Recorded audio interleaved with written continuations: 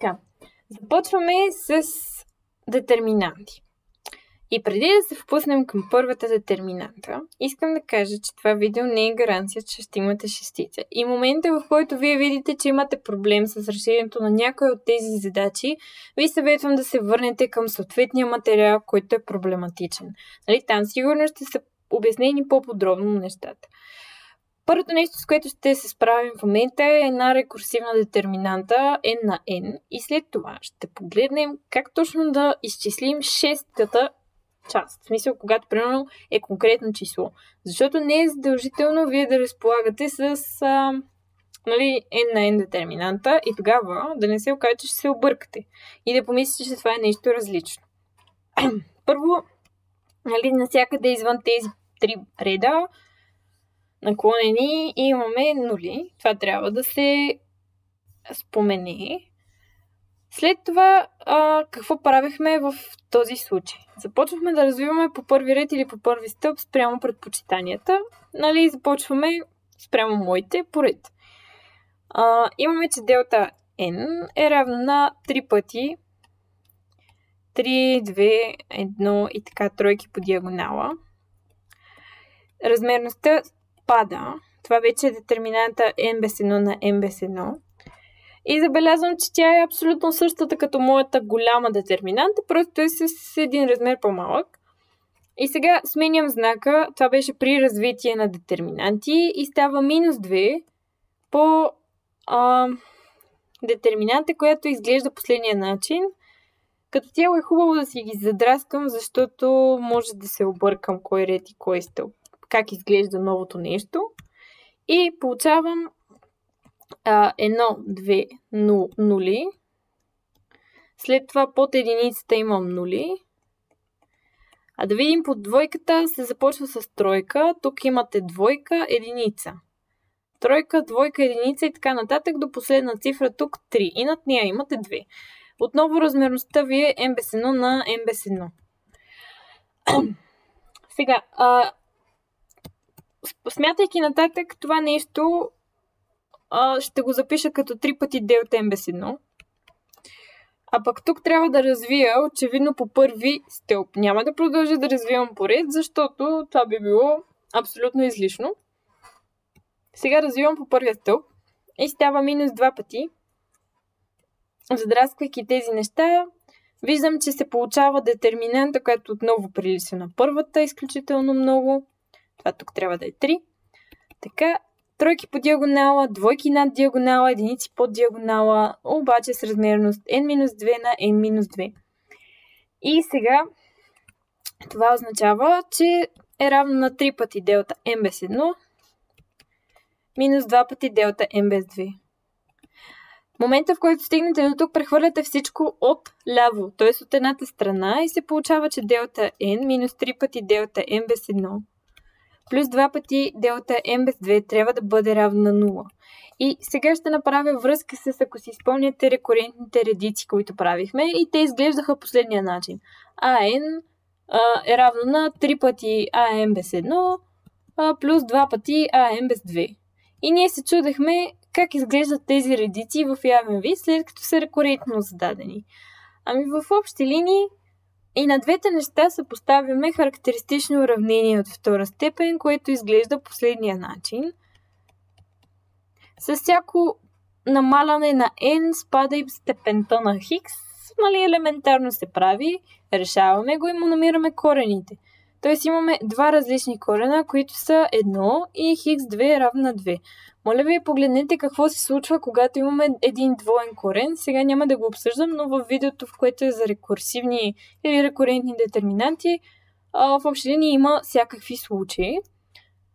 Това означава всъщност, че делта n е коефициент алфа, примерно, по 1 на n-та, плюс коефициент бета по 2 на n-та. Какво направих?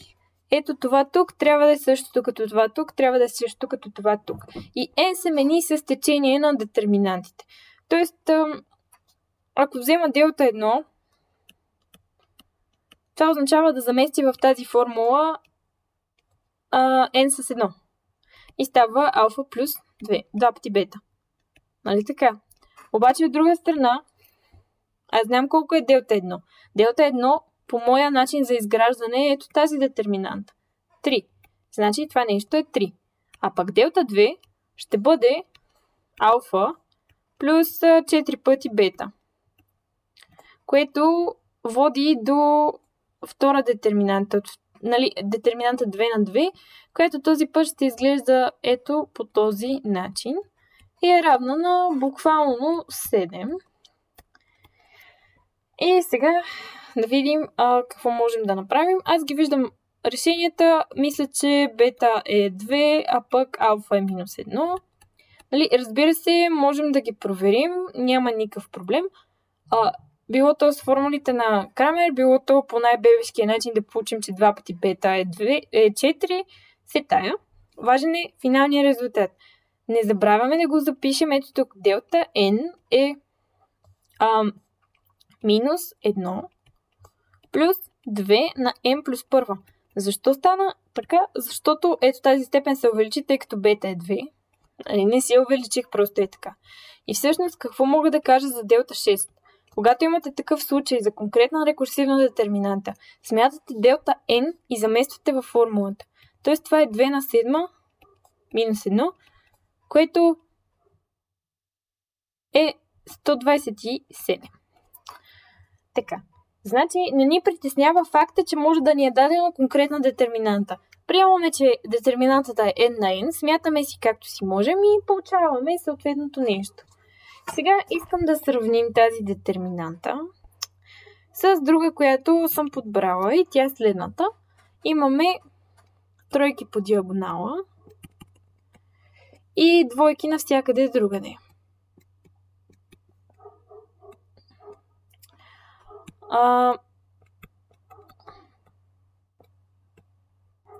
Сега тази детерминанта ще трябва да видим до къде ще се сведе. Ще си я кръстя с делта звезда n, за да я различавам от първата. Това, когато видим страшно много еднакви числа навсякъде, нашата като цяло хипотеза е, че ще се сведе до пачи крак, но тъй като предполагам никой не си спомня наизуст формулата, а и няма нужда, за 45 минути все ще може да си я изведете. Било то n на n, било то 6 на 6. Нали? Няма никакво значение дали ви е конкретен размер. Ако може да го сметнете за n на n и после да заместите с 6, всичко е наред. Затова в общи линии в момента ще смятам за n на n и после отново ще сметна делта звезда 6. Сега, ще извадя от всеки стълб. Първия. За да стане 3, минус 1, минус 1, минус 1 и така нататък до минус 1. Първия стълб съм го запазила очевидно. И тук става единица по главния диагонал. А пък навсякъде останало тези двойки падат. И моментално се озоваваме с пачия крак, защото имаме елементи по главния диагонал. Тук и тук. Сега какво правим? Тук числата са хубави и просто нашата задача е да добавим към първия ред всеки един останал. Сега, имаме, това беше n на n. Първият елемент, към него добавям n без 1 пъти двойка. Тоест n без 1 по 2. Защото редовете, които добавям към първия са именно всички без първия, т.е. n без 1. А пък всяка една минус единица в първия ред се нулира и става нулички, така до края на детерминантата. Надолу имаме двойки, а тук продължаваме да имаме единици. Което означава, че може да развием по първи ред. Нали? Това е момента, в който започваме развитието. И става 3 плюс n без 1 по 2 по диагоналните елементи, които са 1 на n без 1. Това е формулата. Единиците може да ги игнорираме. И разбира се, сега ако имаме делта звезда 6, примерно или 7, просто заместваме n с 6. Тоест, можете да ги сметнете първо в общия случай, отнемат секунди тези детерминанти, минути тези детерминанти и не са нищо сложно. Ако имате детерминанта, в която се качва степента на всяка една променлива по редове, това най-вероятно е Вандермонт и там може да ползвате формулата на готово и няма нужда да я развивате. А формулата беше за детерминанта Вандермонт N с променливи X1 до Xn беше произведението на Xi минус XG, където и примерно G е по-малко от I. XG. Тоест И е по-голямото. На всички такива скобки. Тоест, вижте какви са ви променливите, може да заместите и това всъщност е детерминантата на Вандермонт. Сега, последно искам да кажа с детерминанти. Горно триъгълна, диагонална и долно триъгълна са най-лесно смятащите се детерминанти, е просто произведението от диагоналните елементи. Това го казвам в отношение на таката и такъза. Добре. След това минаваме към втория тип задачи, а именно намиране на базис, в който една матрица става диагонална. Тоест в момента аз имах някакви матрици на изображения и в общи линии, когато ги правех в даден базис, те изглеждаха нещо такова t на минус първа, а фи t и по този начин аз я манипулирах тази матрица и я правех в подходящ базис. Хубаво, сега искаме така да я направим, че да стане диагонална. За целта, всъщност ние какво правим? Ще взема една симетрична матрица. Защо? Това предполагам с някои асистенти сте го говорили, хората, които са при мен, аз не съм казвала, но симетричните оператори в общи линии имат реални собствени стойности и могат да бъдат диагонализирани, което е причината аз в момента да избера ето такава матрица. Не, че това е някакво... В смисъл, не, че няма други матрици, които може да се диагонализират, напротив. Но тук съм сигурна, че ще успея.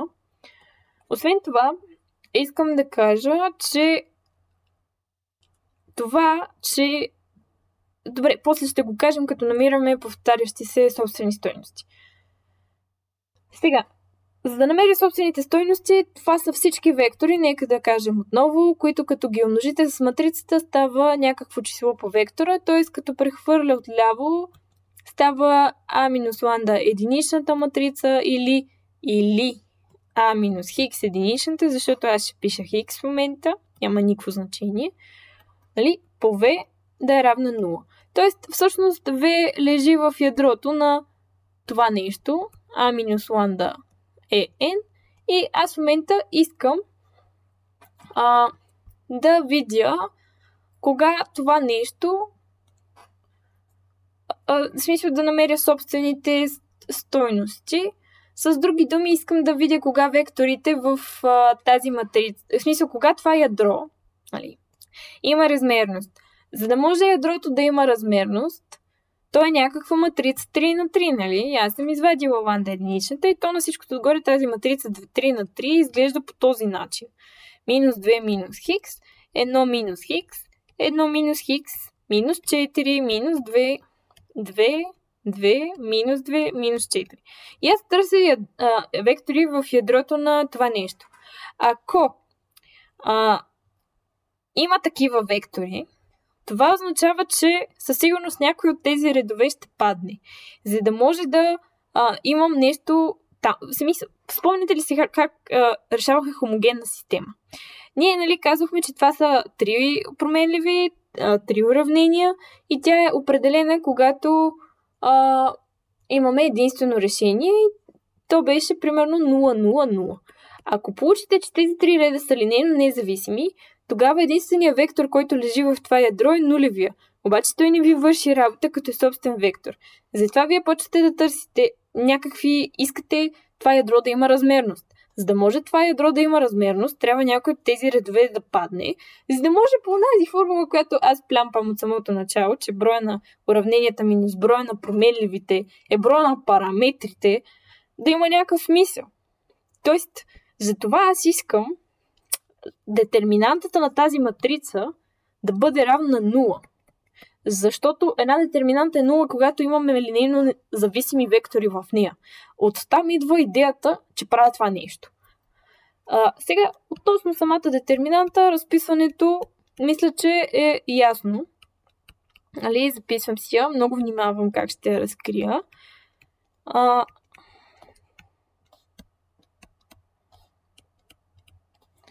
Така, това нещо става 1 минус хикс на квадрат, минус отпред, 2 плюс хикс. Сега, разбира се, това беше просто за явен вид. След това ще погледна листчето, където вече съм го разписала, за да нямам грешка, тъй като е доста късно през нощта. 16 плюс 16 минус 4 по 1 минус хикс. Плюс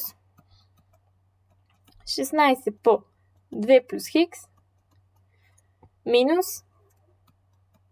4 по 1 минус хикс. Така, след разкриване на скоби, да кажем, че на доверие се получава, че това нещо е ето този израз, минус хикс на трета плюс 27 хикс, 27 хикс плюс 54. И сега мога да кажа, че искам детерминантата на това нещо да е 0, детерминантата ще го кажа а фи да е равна 0, значи искаме хикс на трета минус 27 хикс минус 54 да е равна 0. И се стигаме до Хорнер. Сега записвам коефициентите, като много внимавам. Тук нямам коефициент за хикс на втора. Това не означава, че го пропускам. Означава, че пише 0. Пропуснете ли го, няма да ви излязат сметките. Ясно е, че няма да пробвам с... Всъщност, не знам с какво ще пробвам. Аз знам с какво ще пробвам, но дори да е с 2 и с 1 няма да стане. Като цяло сметките излизат може би за минус 3. И имам минус 3 по 1 плюс 0. Така беше алгоритъма. Значи единицата задължително я преписвам. И умножавам първото нещо с това, което е до него и добавям диагоналното, което седи тук. И става минус 3. След това умножавам минус 3 с минус 3 и добавям към диагоналното на минус 3, което става минус 18. И накрая имам минус 3 по минус 18, 54. Добавям минус 54 и става 0. Получа ли 0 тук, съм доволна. Ако получа 0 по-рано, не означава със сигурност, че това е корен. И сега лично аз не продължавам с Хорнер, но може да продължите. Ясно е, че тук искам да наблегна. Ясно е, че корени, които не са работили до момента, няма да работят след този корен. Тоест в момента няма да проверя 1, 2, минус 1 и минус 2, ако приема, че съм ги проверил. Почвам от минус 3, вървя нагоре и очевидно корените ще бъдат делители на минус 18 и поне единия ще е по-малък от корен квадратен от 18, което е около 4. Т.е. или надеждата ви е в минус 3, или нямате надежда. И може и в 3 да е, ама като цяло, да. Сега преписвам това тук. Става минус 3 по 1, минус 3, минус 6 и имам 0. Значи корените, в смисъл, уравнението ми изглежда така. Хикс плюс 3 на втора по хикс плюс 6 е равно 0. И в момента разполагам с две собствени стойности, една двойна и една единична. Тоест записвам хикс 1, 2 е равно на минус 3 и хикс 3 е равно на минус 6.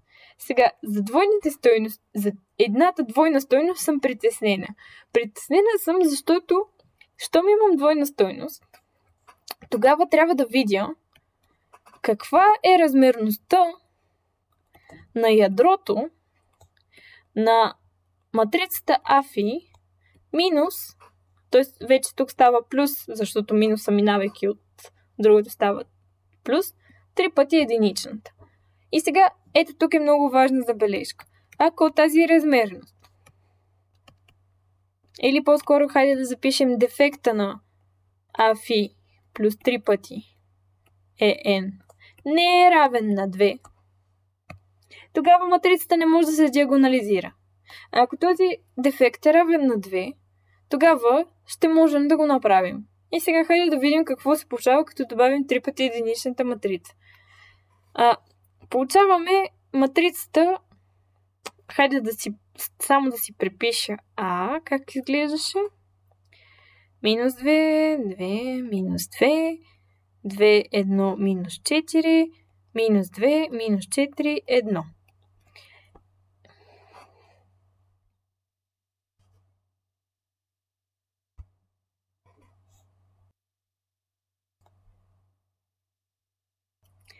Сега имам да добавя 3 пъти единичната матрица, т.е. 3 пъти 1, 1, 1. И всъщност получавам следното нещо. 1, 4. Първо диагоналните пиша, за да мога да ги оправя, да съм сигурна, че всичко е наред с тях. Т минус 4, 4, минус 4, 2, 2, минус 2. И сега, за да може размерността на това ядро или дефекта да е равен на 2, трябва да ми отпаднат 2 реда, за да имам 3 променливи, 1 ред, 2 параметра. И съм щастлива, защото ми падат 2 реда моментално. И оставам с 1 ред. Той ще ни доведе до 2 променливи. От тук следва, че x1 можем да го възприемем за p, x2 да го възприемем за q. И тогава x3 ще ни бъде равен на x, т.е. ето така нещо. Q по 2 върху 2. И всеки един вектор в това ядро ще има вида p, q, p плюс 2 пъти q върху 2. Въпросът е, че двата параметра означава, че мога да построя базисни, линейно независими базисни вектори. Насам и насам. Като за единия ще взема p да е 1 и q да е 0, а за другия ще взема p да е 0 и q да е 1. И тогава ще имам 3 вектора. Тоест 3 с този за третата собствена стойност. Но двата различни вектора ще ги сложа веднъж за едната стойност и втори път за стойността. Тоест в момента единия вектор изглежда така. 1, 0, една втора, а другия ще изглежда 0, 1, 1. И примерно този мога да кажа, че съответства на 3, минус 3, първата стойност и този също ще съответства на минус 3. И това са ми първите два вектора. За x3 равна на минус 6, доста лесно ще се справим. Този път ще добавим 6 пъти единичната към оригиналната матрица. Всъщност отново казвам какво правим. Ние правим А минус собствената стойност по лambda n. Тоест в нашия случай е минус 2, 2 минус 2, 2, 1 минус 4, минус 2 минус 4, 1. И минус лambda ще стане плюс 6. Тоест, за да не се объркаме какво точно правим. Ако беше 6, ще да е минус 6 пъти единичната. Казвам такива неща, за да могат да бъдат избегнати грешки, костващи много точки в задачата. Което това дава, отново пише първо диагоналните елементи. 4, 7 и 7. Тук трябва тази хомогенна система да се сведе до един параметр, за да може всичко да е наред.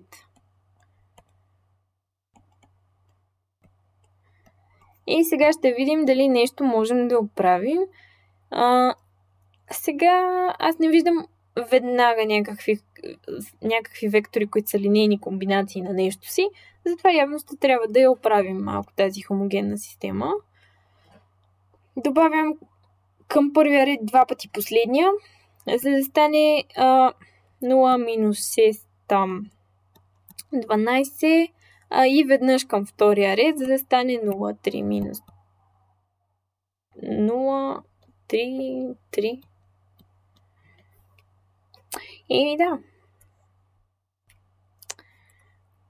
И тук става минус 2, минус 4, 7. По някаква странна причина не ми се съкратиха нещата. Не знам, може би имам някъде грешка.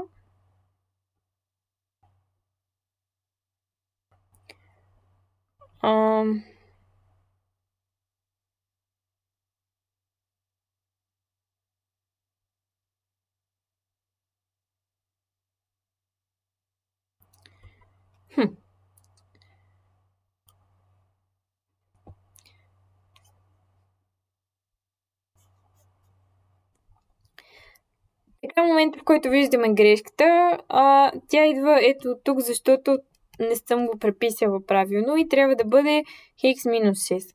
Всъщност, такава грешка много може да прецака нещата. Нали, докато я намеря, ми отне може би малко време. Сега, това означава, че тук едната собствена стойност е 6 и тук ще дойде с минус. И да се надяваме, че това ще оправи числата по диагонал. Тези ги махам тук. Числата по диагонал ще станат минус 8, минус 5 и минус 5. И сега да видим вече какво можем да направим. Тук отново към...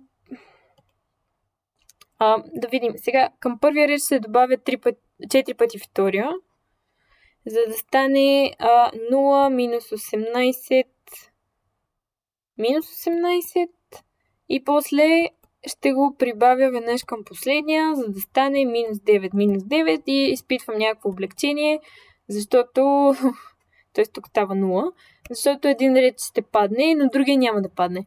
И тъй като това е хомогенна система, все пак мога да си запиша по този начин 0, 1, 1, т.е. да разделя на 9, на минус 9 и разбира се да прибавя към първия ред 4 пъти втория, за да стане нещо по-прилично от този вид. И сега имам нужда само от един параметр и това е x2.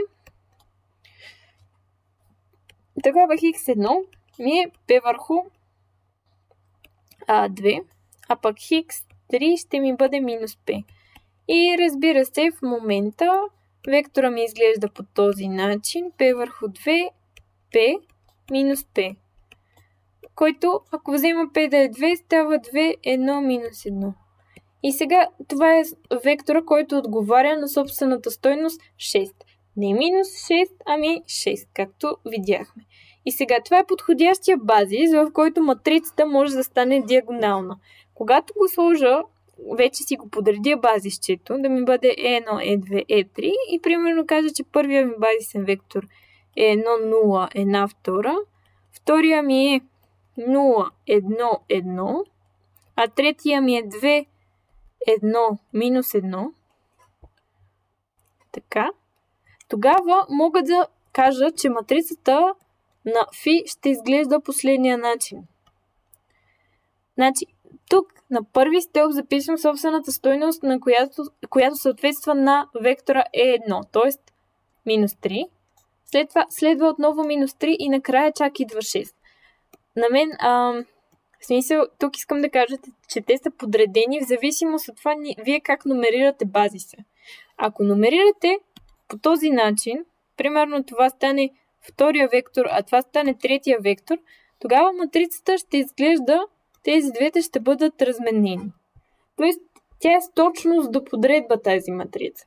И готиното, т.е. относително готиното нещо на нейната матрица е, че ако взема изображението примерно 10 пъти, го приложа, много лесно мога да намеря неговата матрица. Защото то ще представлява минус 3 на 10, тъй като това са диагонални матрици, те се умножават много лесно. 6 на 10. Така, т.е. в действителност го намерихме. Диагоналната матрица, как изглежда в нашия случай. Нали, диагонализираната, тук нали, пише диагонализираната матрица. В базиса. Тоест, не е вярно, че АФИ, дето беше в началото някаква друга, като е повдигна на 10 степен, ще стане това нещо. Това матриците АФИ в базиса е 1, E2 и E3. За да не стане объркване. Така. Ние сме, значи, ако искате да видите пример, в който нещо не може да се диагонализира, съм решавала такава задача в упражнението за собствени вектори и собствени стойности. И сега остана да видим малко, да си поговорим за евклидовите пространства, където, нали, всичко е доста ясно обобщено, но какво трябва да може да правите?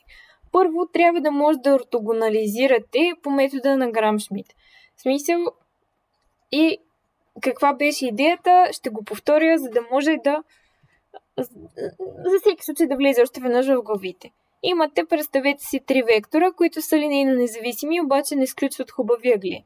Тоест, тези двата тук са в някаква равнина, а този излиза извън нея. Въпросът е, че в равнината този ъгъл може да е всякакъв и този, който излиза, като цяло също не е много хубав. И тези ще си ги кръстим А1, А2 и А3.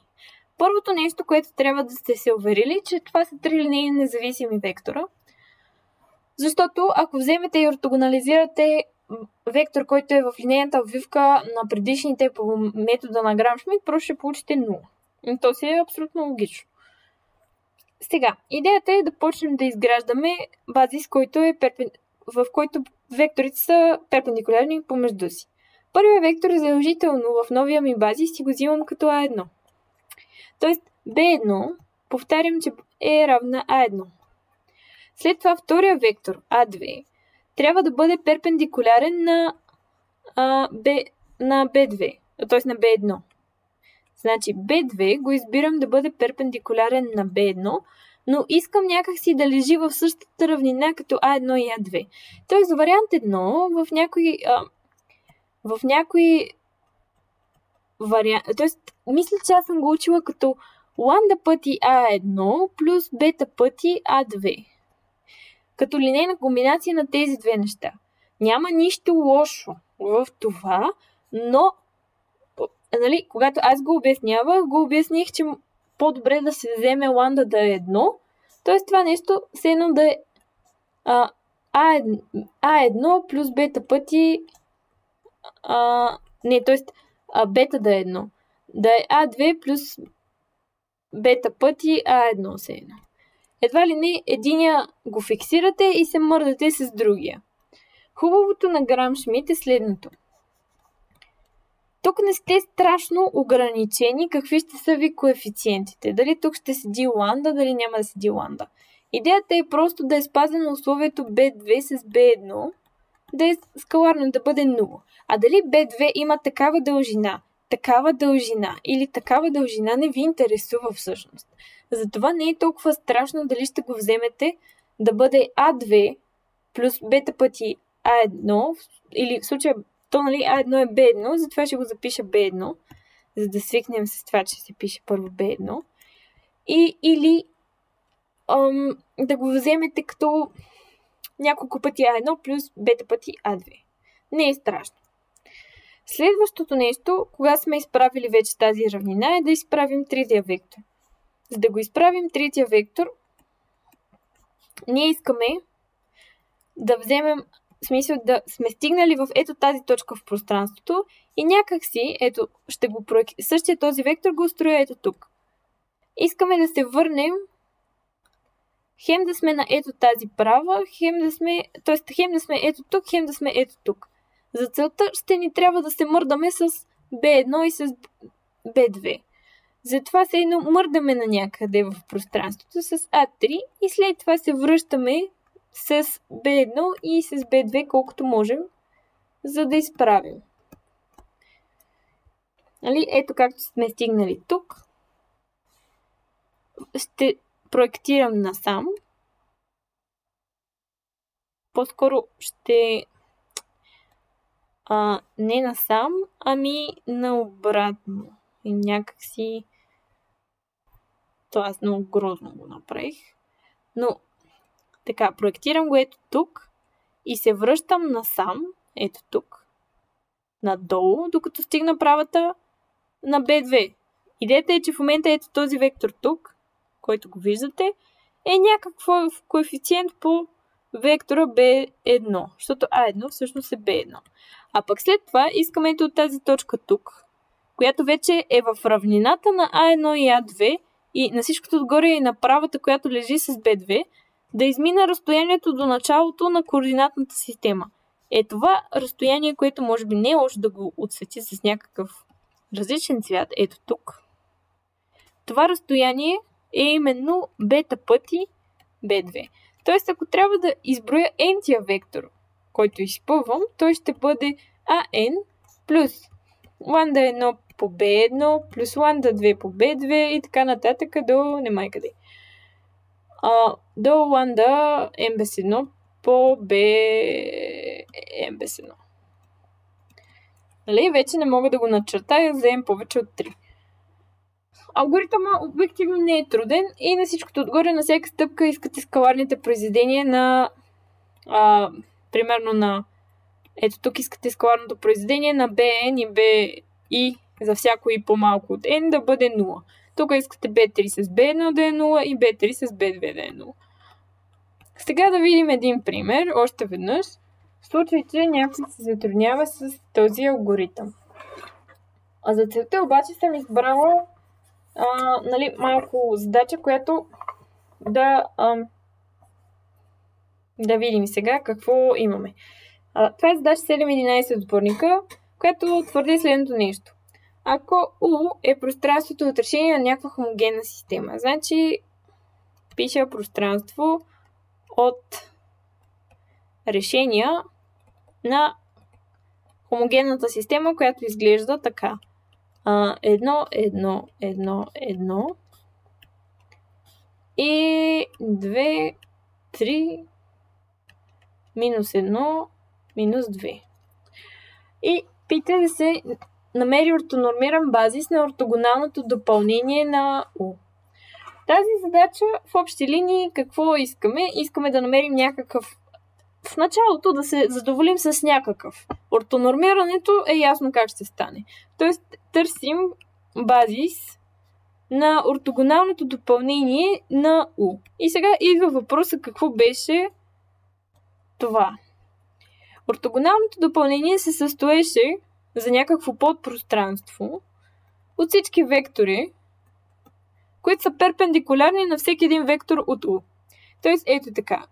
Се състои, хайде да кажем V, такива, че скаларното произведение на U и V за всяко U е 0. Тоест, може би тук не е лошо да го запиша. За всяко U от U. Хайде да видим един пример. Освен основните ортогонални допълнения, да си вземем една равнина. Ето това е центъра на координатната система и си взимам най-обикновена равнина с базис Хикс и някакъв базис. Сега, искам да видя всички вектори, които са перпендикулярни на произволен вектор. От тази равнина, ето го вектора. Сега, вярно ли е, че ако си взема някакъв наклонен вектор насам, представете си, тези двата няма да са перпендикулярни. Защо? Защото този вектор тук в пространството ще се изразява, ако ето тук построя тази права, която очевидно е перпендикулярна и взема един някакъв базисен вектор E1, който е перпендикулярен на моята равнина. Тук го взимам. И сега очевидно този вектор, който е наклонен и се казва А, е някаква линейна комбинация на векторите E1, и тези два основни базисни вектора E2 и E3. Сега, E2 и E3 мога да приема, че са ортогонални помежду си, защото по метода на Грам-Шмидт най-малкото мога да ги ортогонализирам. То не е много трудно, така че приемам, че E2 и E3 са ортогонални. Да, обаче, хайде сега да намерим скаларното произведение на А и вектора V. А пък вектора V беше някъде тук в тая равнина. И този вектор въпросен има координати, може да се изрази като хикс пъти е 1 плюс, т.е. E2 плюс Y пъти E3. Като цяло виждам, че всичко се свежда до Плюс 0 пъти е 1 всъщност. Ето това е много важно. Иначе малко сме прецакани. Няма как да умножаваме скаларно вектори с различна дължина. И сега искаме А и В да ги умножим скаларно и се оказва, че това нещо, тъй като... Добре, можем подробно да го разпишем. Това става лambda пъти скаларното произведение на, т.е. лambda хикс на E1 и E2. Плюс лambda y скаларното произведение на E2 и E3. Плюс лambda 0, 0, ясно. Бета хикс E2 с E2. Плюс бета y E2 с E3. И най-накрая остава гама хикс и гама y. Гама хикс е умножено с E3 и E2. И на всичкото отгоре имам последно събираемо гама y E3 с E3. И сега ето откъде идва проблема. Тези вектори тук са нулички, където имам E2 и E3, E1 и E2, защото те са ортогонални помежду си и това е окей. Въпросът е, че ето това тук по никакъв начин не е 0, ами напротив. Нали? Не е задължително да е 0, тъй като дължините на E2 и E3 нали, не са нули, което означава, че нали, идваме до някакъв проблем.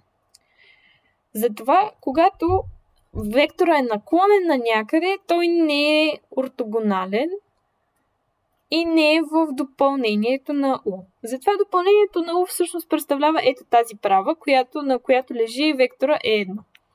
Нали? Тази синя права, това е пространството, което е перпендикулярно на моето пространство U.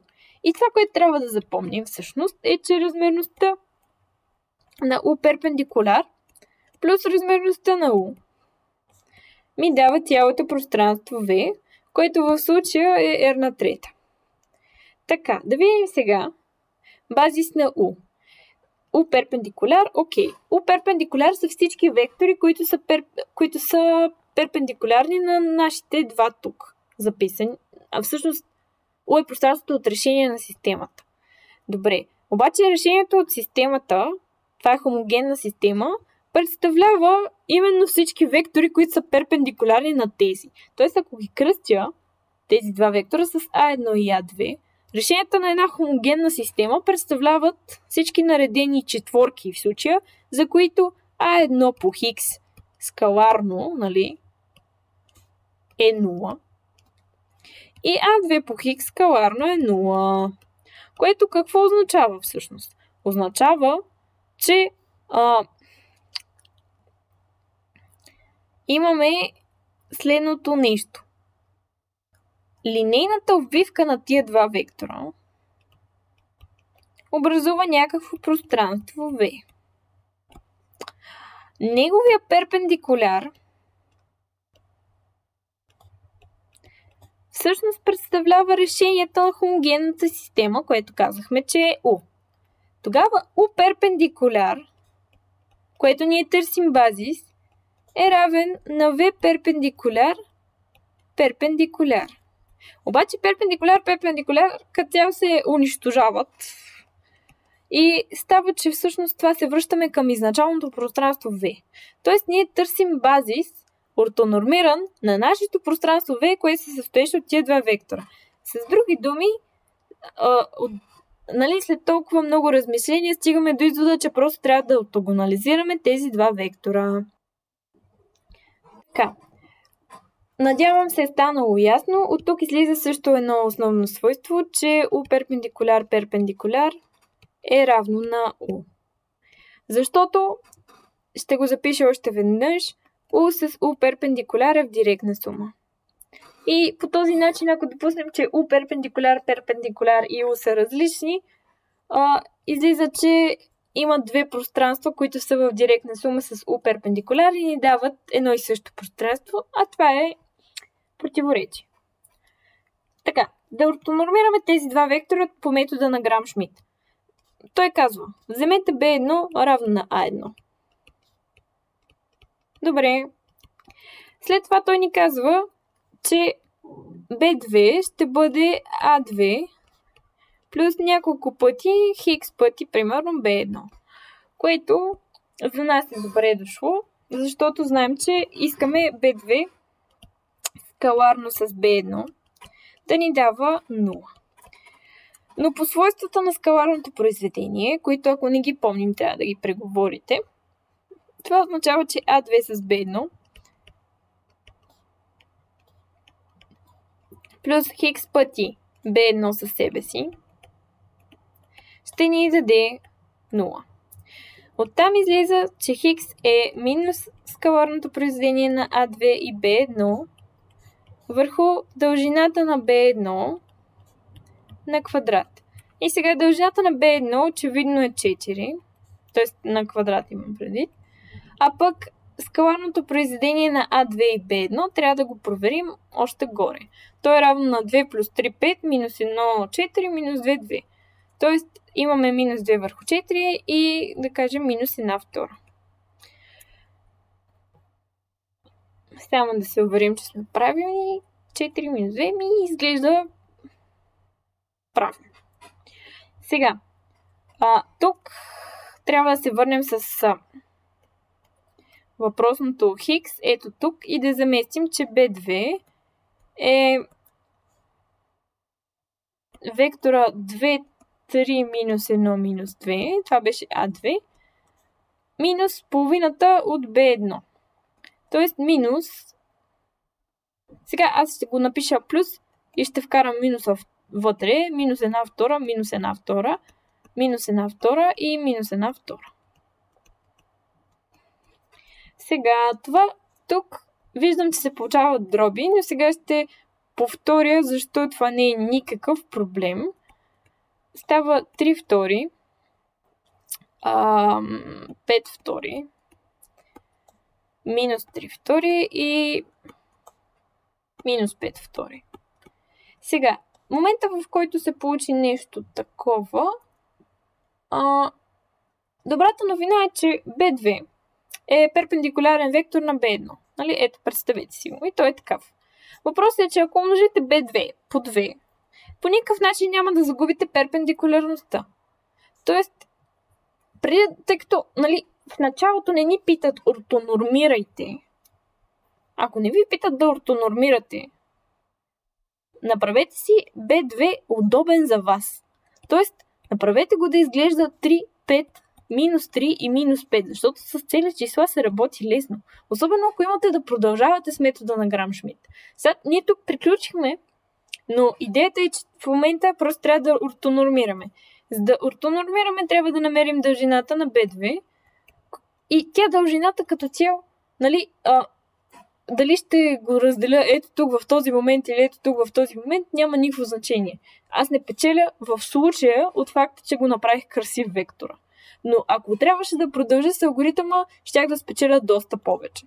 И това става корен квадратен от 9 плюс 25, по два пъти, защото така става. И става корен от нещо си. Корен от 34 по 2.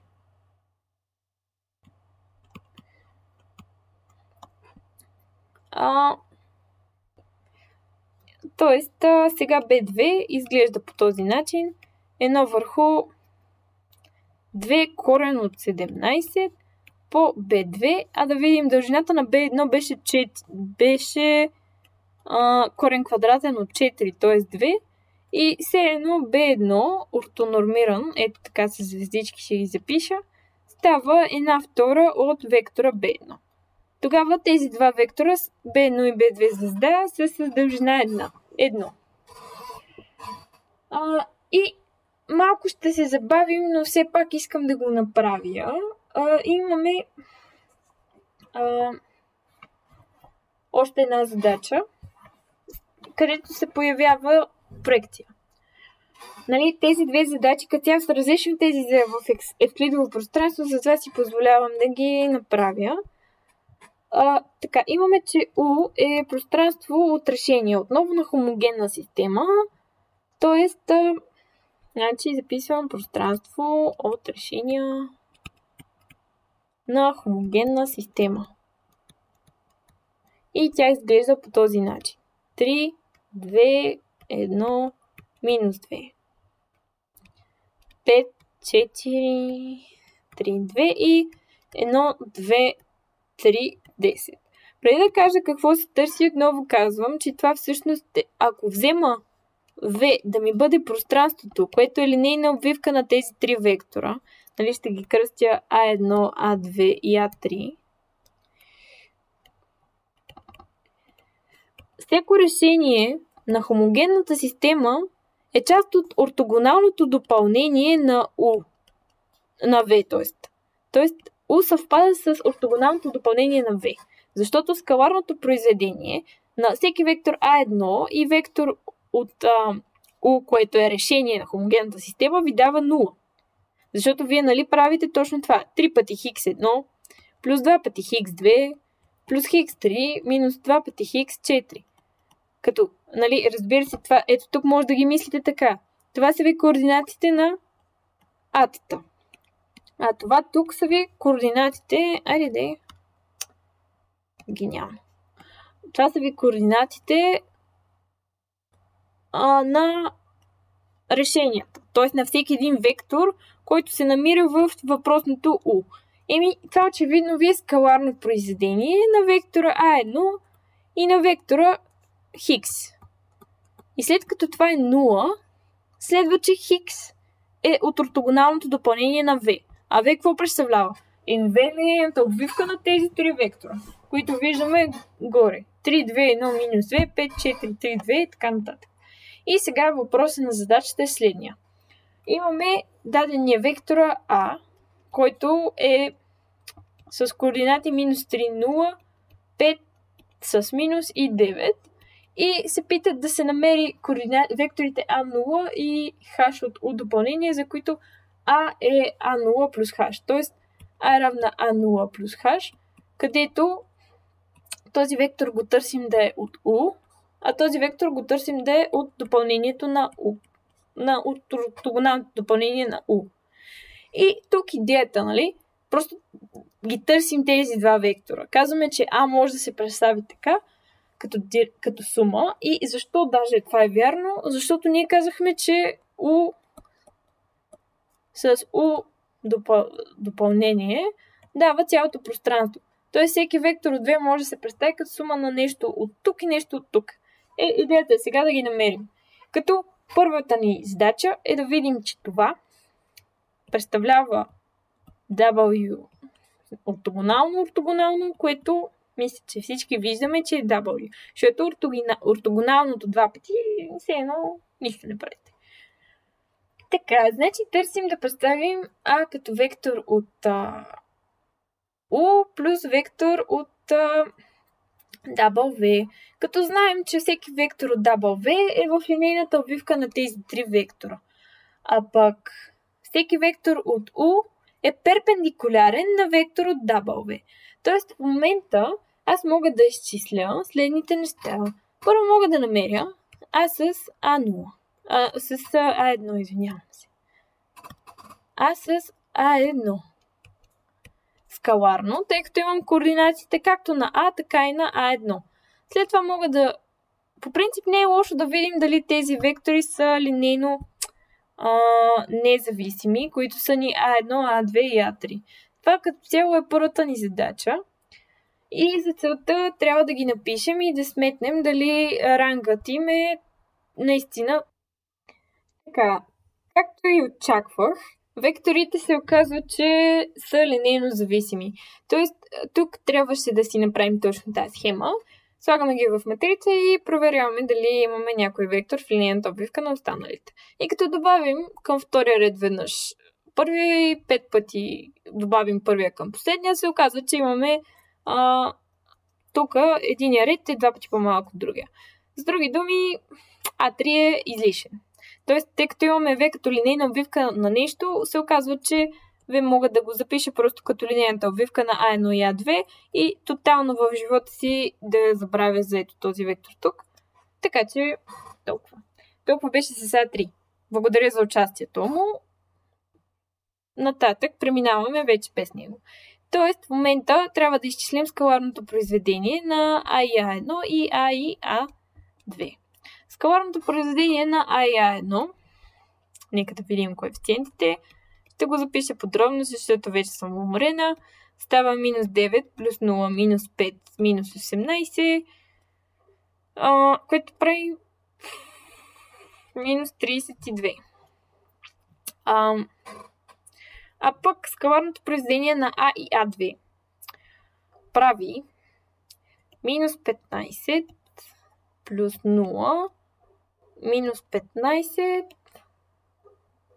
плюс 18. Нещо като минус 12. Добре, тези две неща съм ги сметнала и защо ги смятам? Ами защото от една страна това са числа, от друга страна това е скаларното произведение на А0 плюс H. Нали, замествам А с А1. Което продължавам да си разбивам е А0 с А1 плюс H с А1 в скаларно произведение. Добре, ама дай да видим сега къде живеят H и къде живеят А0. А0 е от U.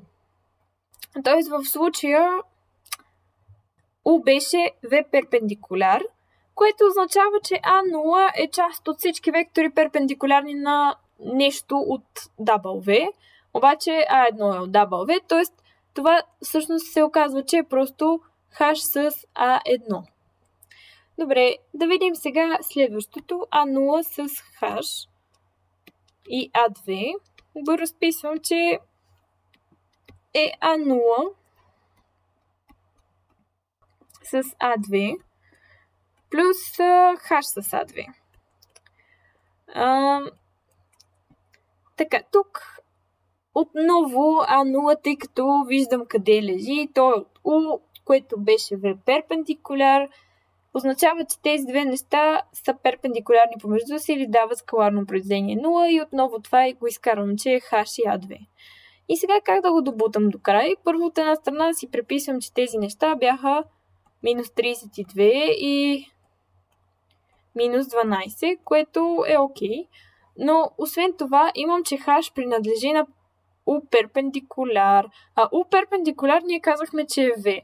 Идеята е, че V има базис.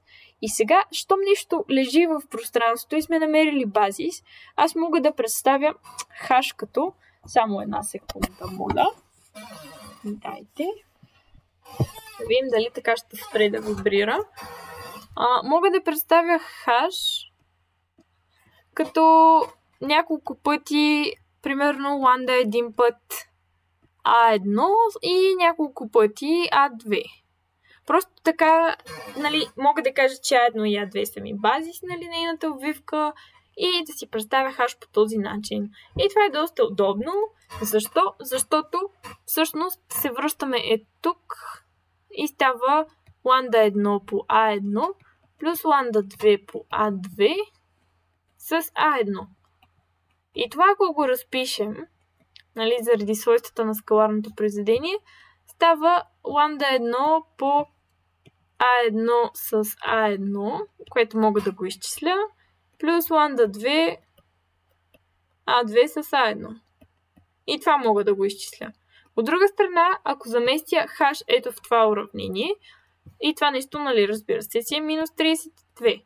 Ако заместя H във второто уравнение, става отново ланда 1 А1 А2 плюс ланда 2 А2 А2. Тази задача аз ще си позволя да не я сметна до край. Защо? Защото като цяло това е линейна система с две неизвестни, ланда 1 и ланда 2. Коефициентите в тази система ви представляват ето тези числа. Тъй като вие имате координатите на А1 и А2 по условие, скаларното произведение е елементарно да се пресметне. Тоест, това не е нищо ново и нищо сложно. Така. И сега, по принцип нямам почти нищо, което не съм казала. Единственото, за което не съм говорила, са дуални пространства. Но тъй като това се води като не... Първо, нали, аз лично ще кажа, че не мога да кажа, не съм експерт там. Дори напротив, нали, мога да помогна, ако някой иска, нали, да му обясни нещо конкретно. Но няма да си позволя да говоря за това, без да съм сигурна, че мога да направя нещата. Само с 2 думи ще кажа за какво става дума. Нали, то даже на елементарно ниво. Ние всъщност какво сме разглеждали? Разглеждали сме някакви линейни изображения. От някъде в някъде. Дуалното пространство се оказва то се състои първо от линейни функционали. Така се наричат тези неща.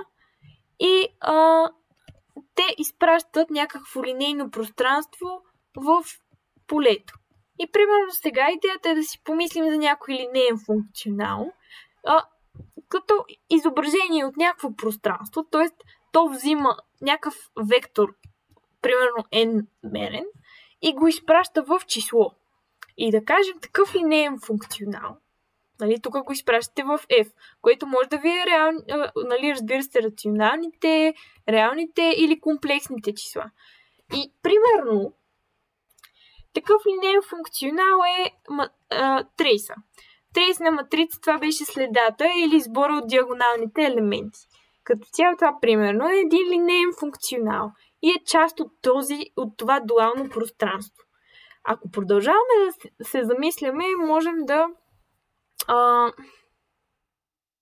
можем да се сетим и за други линейни функционали, като например производната в дадена точка. f' от хикс в f', т.е. хайде да го запишем правилно, нали, df dx в дадена точка хикс 0. Нали, това първо смятате производната и след това правите, нали, замествате с хикс 0. Това също ще ви даде някаква линейна, в смисъл това е линейна функция, всъщност линейен функционал. Може да интегрираме от 0 до 1 нещо, примерно да интегрирате от 0 до 1 f от хикс, също е линейен функционал. Защото взимате някаква, нали, отивате там, където трябва и, примерно, само по себе си най-интересният линейен функционал, това е скаларното произведение. Нали? И всъщност, защото едно изображение, вие може да го мислите като да вземем, примерно, един линейен функционал и то е някакво линейно изображение, нали така? Тъй като знаем, че всъщност една от основните теореми е, че размерността на това дуално пространство, което се означава с V звезда, всъщност е размерността на V. И това, което трябва да се запомни и е най-важно, е, че след като размерността е такава, нали, съществува някакъв дуален базис. И всеки един базис на V си има свой дуален. Разбира се, никак не е лесно да се намери дуалния базис, особено в явен вид. Той, че прави някакви работи, прави, обаче не е ясно, примерно, ако вземете някакви абсолютно някакво произволно пространство и някакъв произволен базис, как в явен вид ще действа дуалния му базис.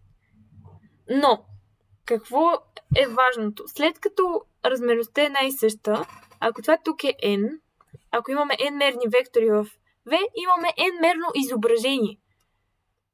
Ето така, n-мерно.